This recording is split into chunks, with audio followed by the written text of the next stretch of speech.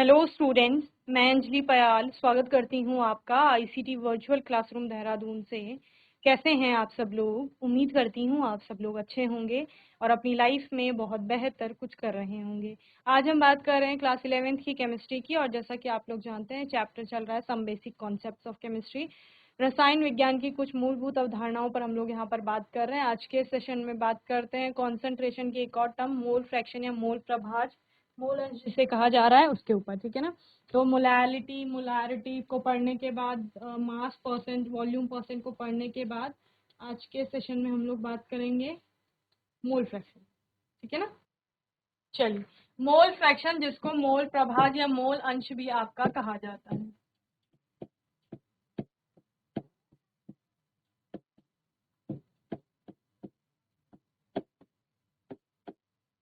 ठीक है ना।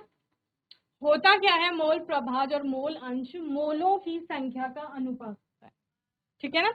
किसी की भी मोलों की संख्या का अनुपात, यानी कि जिसका भी आपको मोल फ्रैक्शन निकालना है, जैसे विलेय का आपको मोल फ्रैक्शन निकालना है, तो विलेय के मोल के अंश का अनुपात किसके साथ? कुल जितने भी मोल हैं उस, समझ रहे हैं। कुल मोल किसके होंगे? विलयन प्लस विलायक के।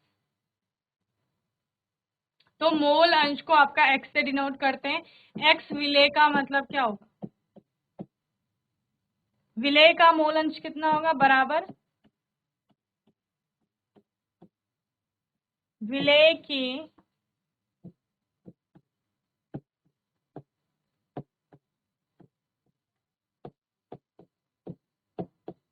मोलों की संख्या बटे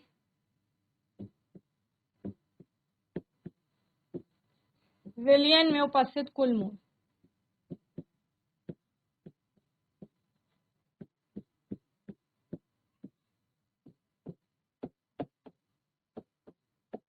ठीक है, और विलयन में उपस्थित कुल मोल क्या है? विलेय के मोल धन विलायक के मोल। ओके, चलिए दूसरा,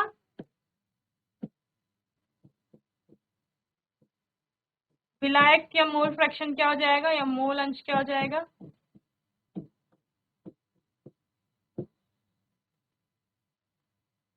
विलायक के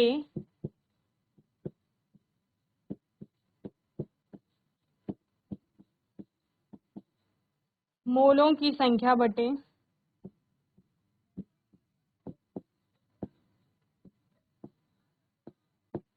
विलयन में उपस्थित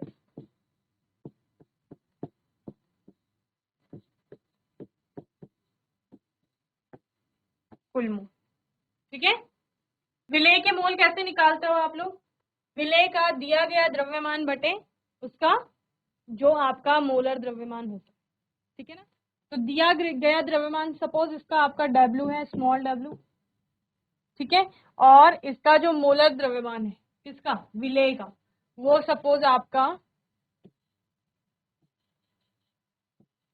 M2 है, या इसको आप W2 मान लो, W2/M2 अपॉन विलयन में उपस्थित कुल मोल क्या क्या है? विलेय के मोल और विलायक के मोल। विलेय का मोल हमने बोल दिया क्या है? W2/M2, ठीक है, प्लस WM/M1, W1/M1। क्लियर है? देखो यहाँ पर आप लिख भी सकते हो, विलेय का भार W1, अणु भार M1, ठीक है, विलायक का भार W2 और इसका अणु भार हो जाएगा आपका M2, ठीक है। वैसे यहाँ पर आ जाएगा W1/M1 upon W2/M2 plus W1/M1, ठीक है। और इसी W2/M2 के स्थान पर स्मॉल n यूज किया गया है और W1/M1 के स्थान पर कैपिटल N यूज किया गया है। क्लियर है? समझ रहे हो ना? W1, W2, M1, M2 क्या है? देखो, मोलों की संख्या का मतलब क्या होता है? दिया गया भार बटे अणु भार। तो विलेय का दिया गया भार सपोज W2 है और अणु भार कितना है? M2। तो मोलों की संख्या क्या हो जाएगी? दिया गया भार बटे अणु भार, ठीक है। फिर हमने क्या बोला, उसके अपॉन में विलयन में उपस्थित कुल मोल। कुल मोल का मतलब क्या है, विलेय के मोल धन विलायक का मोल। तो विलेय के मोल क्या है, यही W2/M2, और विलायक के क्या हो जाएंगे, उसका भार बटे अणुभार, तो W1/M1। इस तरह से आपने कर लिया।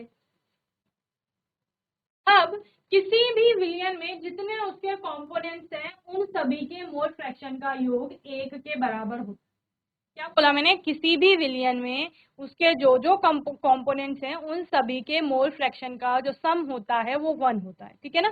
तो यहाँ पर इसके कितने कंपोनेंट्स की बात की हमने, दो, एक सोल्यूट है और दूसरा सॉल्वेंट है, यानी एक विलायक है और दूसरा आपका क्या है, विलेय है। तो एक्स विलेय यानी जो विलेय का मोल फ्रैक्शन होगा प्लस एक्स विलायक यानी विलायक का जो मोल फ्रैक्शन होगा, इन दोनों का सम कर दिया और ये किसके इक्वल आएगा, 1 के इक्वल आएगा। ये आपको याद रखना है। ठीक है।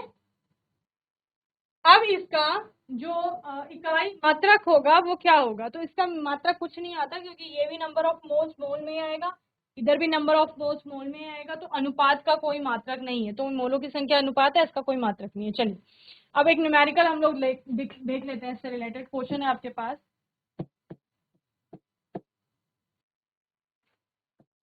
If the molecular mass of CH3OH is 39, carbon के 12, 3 hydrogen 15। If the molecular mass of CH3OH is 39 and the molecular mass of H2O, देखो ये सपोज किया गया है, ठीक है ना। इस क्वेश्चन में आपको ये नहीं बोला गया है कि यहाँ पर आपका एग्जैक्टली यही आपका क्या होगा। ठीक है। तो CH3OH का जो मॉलिक्यूलर मास है वो 39 माना गया है। यहाँ पर आपको पता है नहीं होता है लेकिन माना गया है। And the molecular mass of H2O is 27, suppose है ये। ओके, ये ध्यान में रख के चलेंगे, ऐसे नहीं कि याद कर लेंगे। मॉलिक्यूलर मास आपको पता है किसका क्या होता है। What is the mole fraction of, what is the mole fraction of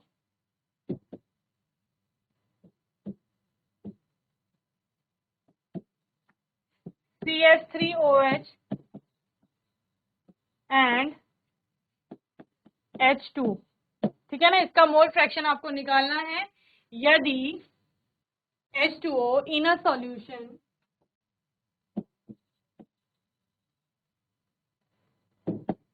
in a solution made by dissolving made by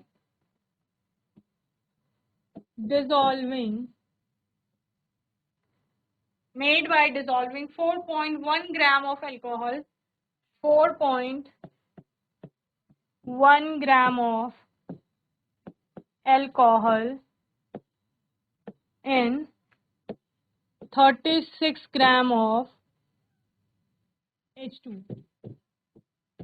ठीक है। 36 ग्राम वाटर में आपका 4.1 ग्राम जो CH3OH है, मेथनॉल है आपका, जिसको आप अल्कोहल कह रहे हैं, उसको मिलाया गया है और उसको मिला करके एक विलियन बनाया गया है। आपको बताना है यदि वहां पर अल्कोहल का सपोज माना जा रहा है कि मेथनॉल का जो मॉलिक्यूलर मास 39 है और वाटर का सपोज मॉलिक्यूलर मास 27 है, देन उनका मोल फ्रैक्शन क्या होगा उस विलियन में। ठीक है ना। चलिए अभी करते हैं हम लोग। सबसे पहले नंबर ऑफ मोल्स कैलकुलेट करो। Moles of H2 is equal to given mass upon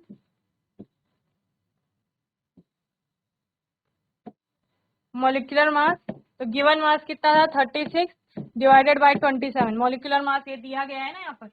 then moles of CH3OH, ठीक है, गिवन मास अपॉन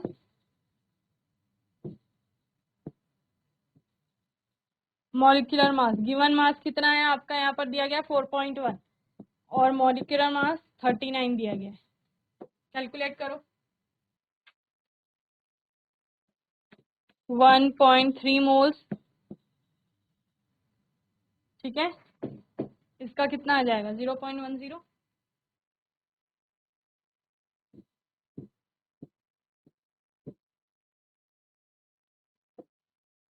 ठीक है, नंबर ऑफ मोल्स पता चल गए। अब क्या निकालना है, मोल फ्रैक्शन निकालना है। चलिए निकालिए।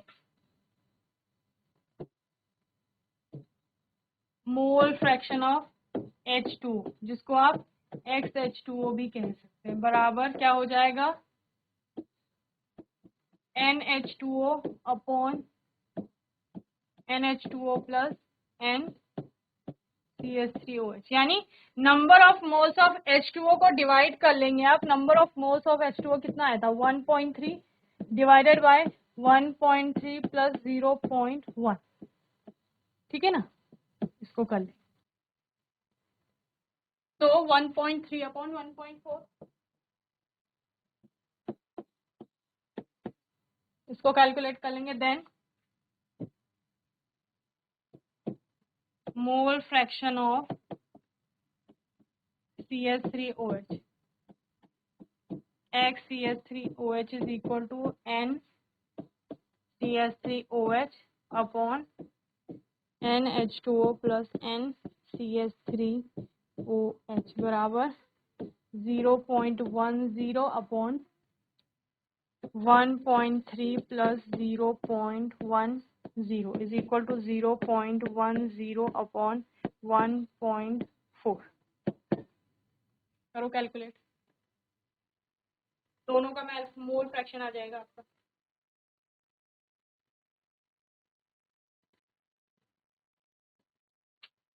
जीरो पॉइंट 9285 समथिंग आएगा, तो 93 लिख दीजिए, ठीक है।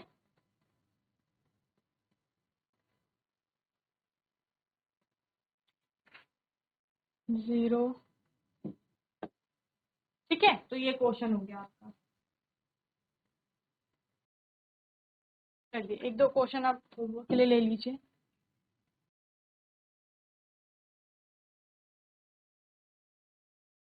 Calculate the acetone mole fraction, calculate the acetone mole fraction या mole fraction of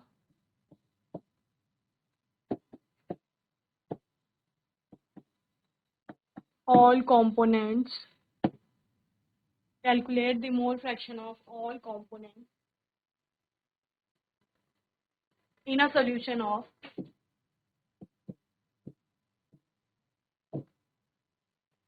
in a solution of 6 mole benzene or 6 mole benzene,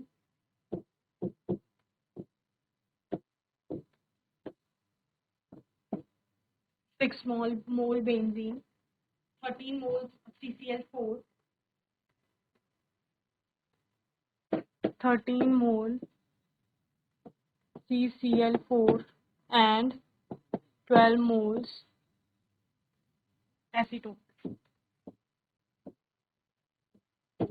ठीक है, आपको क्या करना है, calculate the mole fraction of all components और ईच कंपोनेंट, ऑल की जगह ईच लिख दीजिए, each component in a solution of 6 mole benzene, 13 mole CCl4 and 12 mole of acetone। यानी कि ये तीनों कंपोनेंट मिल करके एक मिश्रण बना रहे हैं जिनमें नंबर ऑफ मोल्स आपको ऑलरेडी दिए गए हैं, तो आप डायरेक्ट फॉर्मूला लगाएंगे और आंसर निकाल लेंगे, ठीक है ना। नेक्स्ट क्वेश्चन है आपका,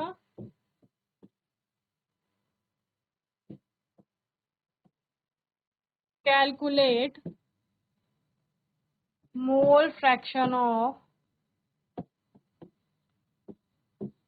solute when mole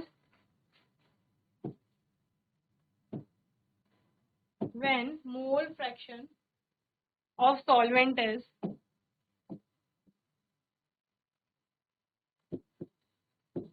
0.23, ठीक है। सोल्यूट का मोल फ्रैक्शन आपको निकालना है, जबकि सॉल्वेंट का मोल फ्रैक्शन आपको दिया गया। क्लियर है? हो जाएंगे क्वेश्चन, होमवर्क में करने, बहुत इजी क्वेश्चन, थोड़ा सा दिमाग लगाएंगे, क्लियर है। नेक्स्ट है आपका नॉर्मेलिटी। चलिए, नॉर्मेलिटी आपका क्या होता है बच्चों? नॉर्मेलिटी होता है आपका 1 ग्राम अगर आप सोल्यूशन ले रहे हो विलियन का, 1 लीटर ले रहे हैं सपोज, 1 लीटर अगर विलियन ले रहे हो आप, तो उस 1 लीटर विलियन में आयतन में उपस्थित ग्राम equivalent of the solution, number of gram equivalent of solute जो होगा वो उसकी नॉर्मेलिटी कहलाता है। ठीक है ना? It is defined as gram equivalent of solute dissolve in 1 litre of the solution. क्या कहा मैंने? 1 लीटर विलियन में जितने विलेय के ग्राम इक्विवेलेंट उपस्थित हैं वही उसका क्या कहलाएगा? नॉर्मेलिटी कहलाएगा। ठीक है ना? अब now what is gram equivalent?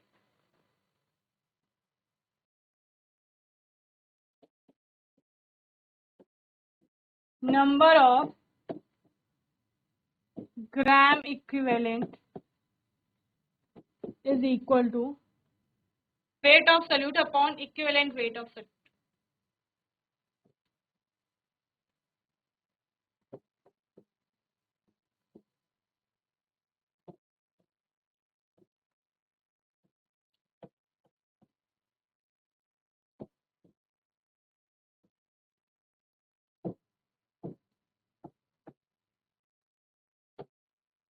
ठीक है? चलिए, इसका एक क्वेश्चन है आपका नॉर्मेलिटी का, लिखिए। Calculate the normality of NaOH।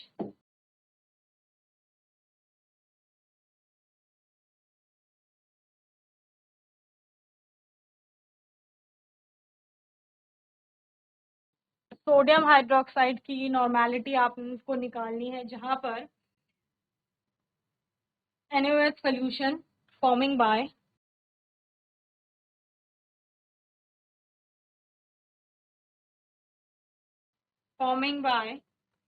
dissolving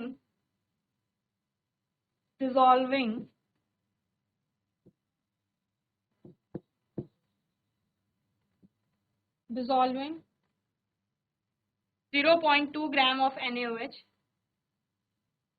0.2 gram of NaOH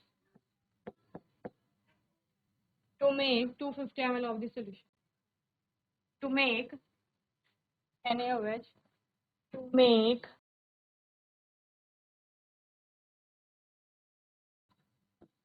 2 ml, 250 ml of the solution. ठीक है ना? तो ये क्वेश्चन भी आप लोग होमवर्क में कर लेंगे, बहुत इजी सा क्वेश्चन है, फॉर्मूले आपके पास हैं। नॉर्मेलिटी हो गया आपका। देन लिमिटिंग रिएजेंट आपका एक और टॉपिक है। लिमिटिंग रिएजेंट क्या होता है? किसी भी अभिक्रिया में वो वाला रिएजेंट जो पहले आपका समाप्त हो जाएगा और अभिक्रिया के लिए लिमिट तय करता है, यानी कि इसकी को क्या कहा जाता है? सीमांत अभिकर्मक भी कहा जाता है। सीमांत अभिकर्मक। ठीक है? So limiting reagent is the reactant which is completely consumed in a reaction, जो पहले पूरी तरीके से कंज्यूम हो जाएगा। To estimate the amount of product, limiting reagent should be known. ठीक है ना? किसी भी प्रोडक्ट की अमाउंट को एस्टिमेट करने के लिए आपके पास लिमिटिंग रिएजेंट पता होना चाहिए। ठीक है ना? जैसे यहाँ पर N2 का 1 मोल है, थाइस H2 जो हाइड्रोजन है उसके 3 मोल है और बना है आपका twice of NH3. It means 1 mole of N2 reacts with 3 mole of H2 to produce 2 mole of NH3. लेकिन यहाँ पर लिमिटिंग रिएजेंट कौन सा होगा? जो आपका पहले समाप्त हो जाएगा अभिक्रिया में। ठीक है ना? सपोज आपका 1 मोल की जगह आधा ही मोल था, ठीक है, तो फिर इसके पूरे 3 मोल यूज में नहीं आएंगे, तो वो लिमिटिंग रिएजेंट हो जाएगा। जो अभिक्रिया में पहले आपका समाप्त हो रहा है, पहले कंज्यूम हो रहा है, उसको सीमांत अभिकर्मक कहा जाता है। ओके, तो इसी टॉपिक के साथ ये चैप्टर यहाँ पर आपका हम समाप्त करते हैं। अभी भी कोई डाउट होगा, क्वेश्चन होगा तो आने वाले सेशन में आप लोग पूछ लेंगे। अपने आने वाले सेशन में इस चैप्टर के कुछ क्वेश्चंस के साथ हम लोग आएंगे, और तब तक के लिए ICT वर्चुअल क्लासरूम से जुड़ने के लिए धन्यवाद।